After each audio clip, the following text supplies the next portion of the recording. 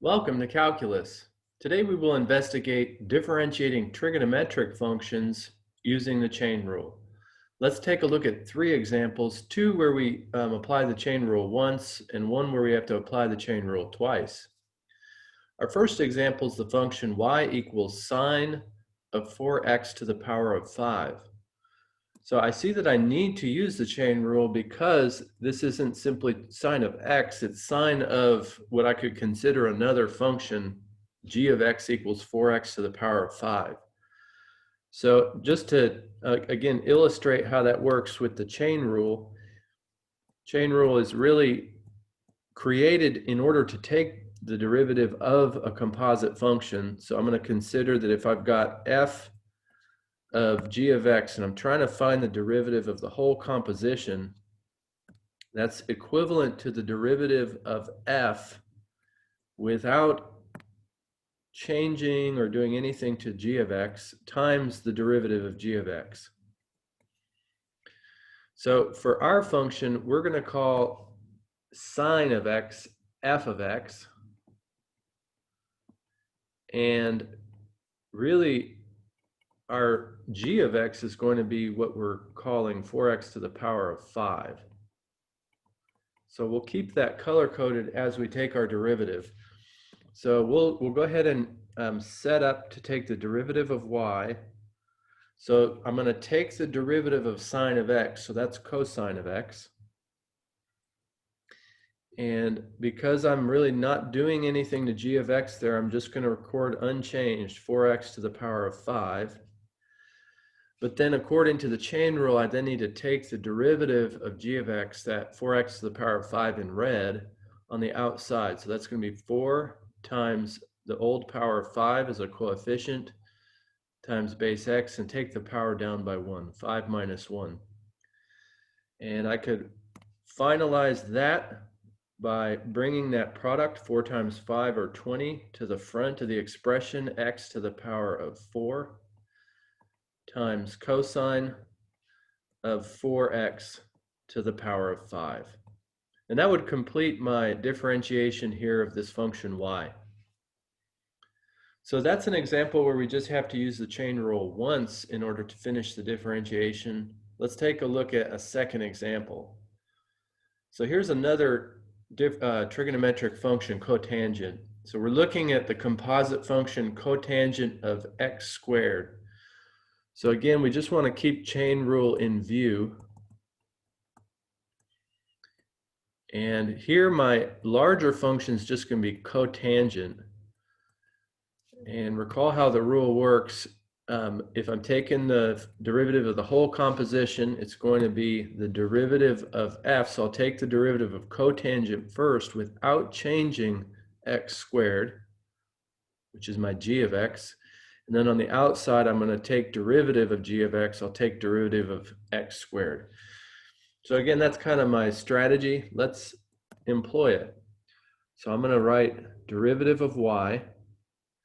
And recall, derivative of cotangent, I'm just applying my trigonometric rule here, is going to be negative cosecant squared of unchanged x squared. And then to apply the chain rule, I now need to take the derivative of x squared here to the right. So that old power 2 becomes a coefficient, x, and then decrease the power by 1. And that would give me negative, if I bring that 2x out front, times cosecant squared of x squared. And that would complete the differentiation. So again, that's an instance where I only needed to apply the chain rule once with a different function. Here we've got cotangent. Well, our third example is an application of the chain rule twice. Let's see why we need that here. So I've got this function f of x equals sine of cosine of 4x to the power of 4. And you can even hear the composition in the use of the two ofs. So basically, I want to apply the chain rule to sine first, But then remember, I got to take derivative of the interior, the other function, but it itself contains another function. So let's apply the rule and see how that bears out in the final derivative. So I'm going to write chain rule again just so we keep it in view. So if I've got a large function f of g of x,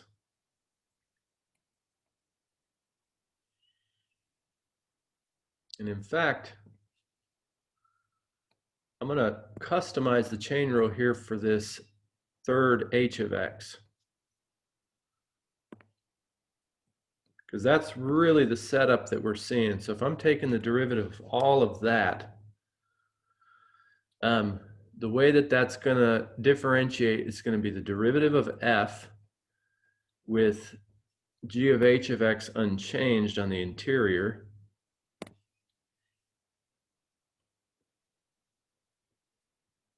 g of h of x, and again I need to take the derivative of g on the outside, but since it itself is a composite function, I need to apply the chain rule a second time, so that's going to be g of h of x. And then to complete that differentiation, I need to multiply by the derivative of h of x. So that gives you a sense about how we're going to apply chain rule here to this example. Let's get my color coding all lined up there. Looks complicated to the side. Let's see if it's a little simpler in actual execution here. So I would like to take the derivative of this whole function, which we're calling f of x. So I'm going to start by taking derivative of sine. So recall that's going to be cosine. And then I'm not going to change what I'm termed g of h of x. I'm just going to record cosine of 4x to the power of 4. And then on the exterior now, I need to take the derivative of this cosine of 4x to the power of 4, which I've called g of h of x. So derivative of cosine is going to be negative sine of my h of x, which is 4x to the power of 4. But then to complete the differentiation, I need to take derivative of h of x, which is going to be 4 times the old power of 4 as a coefficient times x reduced by 1 in its power. So there's the full setup. Let's simplify this. So the things I want to bring to the front of the derivative expression are the negative from sine there, so negative, and then 4 times 4 from the derivative of h is 16x to the power of 3. And then I'm going to put my two trigonometric factors here, so it's times cosine of 4x to the power of 4 times sine, and notice I took the negative out front already, so that's accounted for, of 4x to the power of 4.